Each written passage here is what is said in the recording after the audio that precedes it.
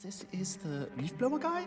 Who? The man with the undulating jowls. So? His video has 1.3 million watts. Well!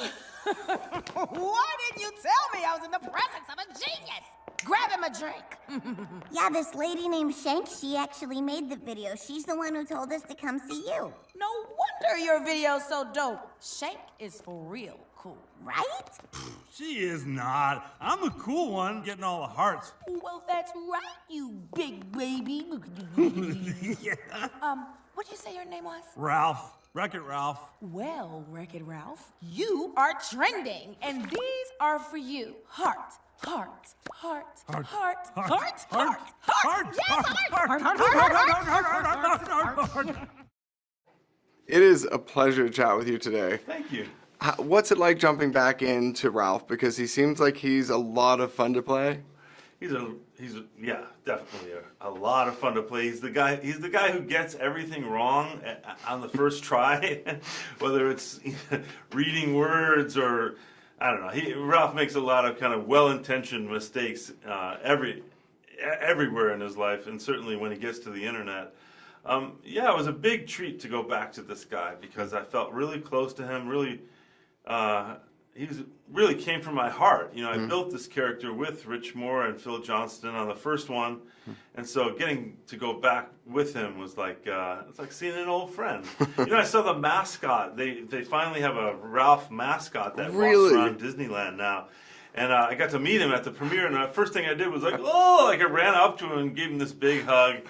It was really cool. He was nice to hug. He's really big. Do you have a trick for getting back into him, or can you just like turn it on and off? Well, it's really kind of a point of view as opposed to a voice. His voice is very similar to mine, you know.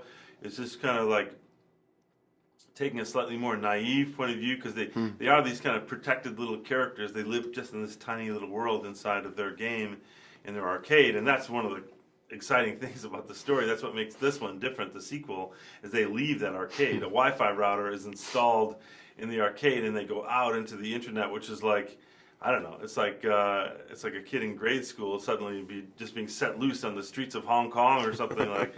It's just wild what they discover, and it tests their friendship. I like the fact that insecurities plays a part of the story that, you know, I think it's something that no matter what age you're talking about who's watching this, the idea of insecurities and dealing with those is important. Yeah. Do you see it as a bit of a life lesson? How do you look at the story? Yeah, I do think so. I mean, it's whether people take a life lesson for it, I suppose it depends on whether it relates to their life, but I don't think there's a single person on earth that hasn't gone through the evolution of a friendship or, you know, like, you know, going from one place to another place in your life, one chapter ending, a new chapter beginning. That's something that a lot of people relate to. And, yeah, the insecurities thing is really interesting. You know, Ralph is 100% insecure. That gets a laugh in the movie. There's a virus that gloms onto him and replicates his insecurities. And so he becomes his own worst enemy. He literally becomes his own worst enemy. So, I don't know. I think that's something that we all have. Inside, there are things that make each of us insecure.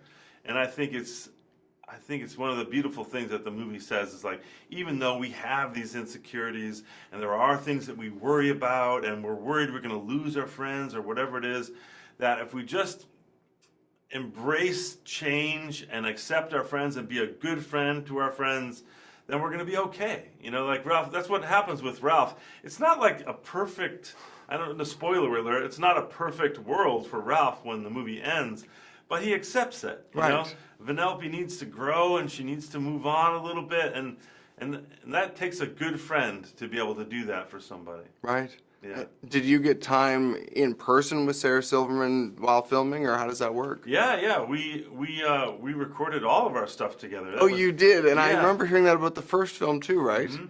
Yeah, on the first film, it's sort of a prerequisite to me doing the movie. I said, well, I want to work with the other actors. I want to be in the same room, looking in their eyes, because I think that makes a big difference. Like, a lot of animated movies are made just sort of with the components all put together at the last minute.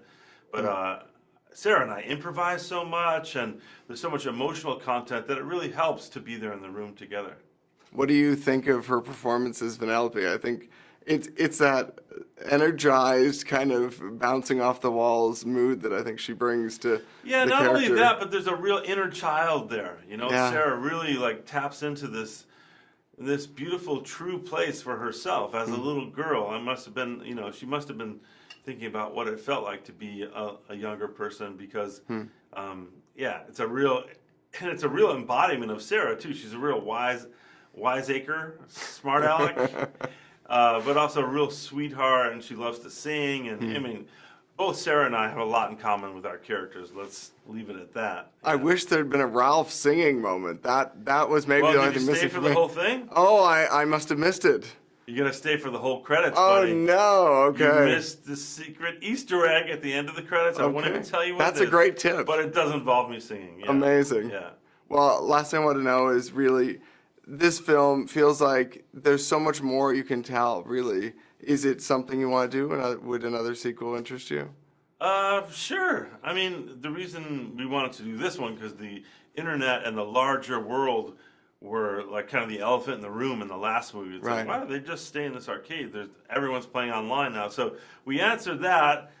I'm not sure what would be the next question for the third one. I suppose, yeah, I really don't know where it could go. But of course, I love this guy so much. I want to spend as much time with him as possible.